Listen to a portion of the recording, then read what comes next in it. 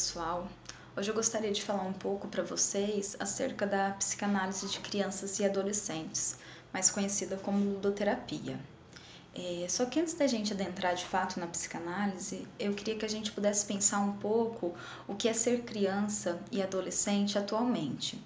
E eu falo isso porque o que a gente reconhece como criança, o que a gente reconhece como adolescente, não é pautado apenas em marcos biológicos, é pautado também em marcos sociais e culturais. E isso porque há séculos atrás a gente reconhecia crianças como adultos em miniatura. E hoje as questões são muito diferentes, né? Então nós olhamos para as crianças e para os adolescentes de uma forma muito baseada até na questão da idade, para ver o que é típico e o que é atípico para tal idade, o que é permitido e o que não é permitido para tal idade. Tudo isso também tem um embasamento científico, biológico, né? Acerca disso, assim, que respalda na questão do desenvolvimento motor, desenvolvimento da fala, todas essas questões. Mas essa questão do social, do cultural, ela tem um impacto muito forte também para esses seres, né? E agora, assim, pensando acerca da psicanálise, quando Freud começou a estudar as questões do inconsciente, ele desbancou a sociedade da época, que era uma sociedade muito pautada na consciência, na razão. E ele desbancou por quê? Porque ele mostrou que nós somos movidos pelo nosso inconsciente.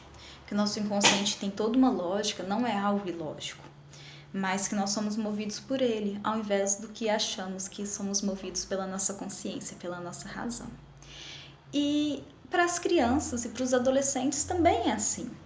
E assim, é o que eu acho que é o mais importante, né, que a psicanálise traz pra gente, que é enxergar a criança e o adolescente como um sujeito.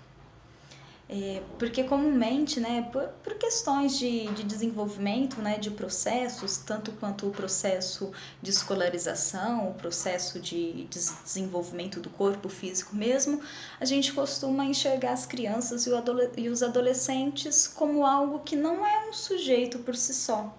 E a psicanálise vem falar pra gente que ele é assim um sujeito por si só, tanto é que sofre.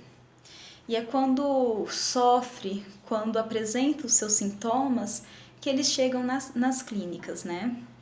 E esses sintomas que as crianças apresentam é a forma, né, a solução que elas acharam para poder lidarem com os conflitos que elas têm. E assim, falando agora de fato, né, do que se trata o atendimento psicanalítico de crianças e adolescentes, é algo que não é pautado apenas na fala.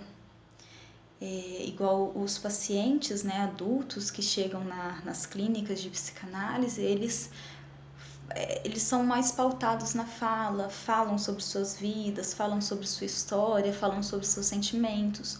Comumente a criança não consegue se expressar de forma completa apenas pela fala. É por isso que tem a parte lúdica, o brincar, os jogos, o desenhar. E todos esses atos, todas essas formas de expressão, essas produções da criança, a brincadeira que ela vai fazer, o desenho que ela vai desenhar, todos esses são passíveis, né, de interpretação. E assim, às vezes a gente pode se perguntar, né, ok, mas onde que fica também os pais nessa história, né? Porque é muito importante que a gente ouça esses pais. Porque quando uma criança está sofrendo, uma criança está com algum sintoma, os pais também são impactados por isso. Então é muito importante, né, que no início da análise dessas crianças, ouça a princípio esses pais para conhecer um pouco da história dessas crianças, para conhecer também a visão dos pais, né, sobre tudo que está acontecendo. Então, é interessante que nesse processo de análise, né, nessa ludoterapia, haja essa junção entre ouvir os pais, mas tendo como paciente aquela criança e aquele adolescente, né? O processo vai ser dele.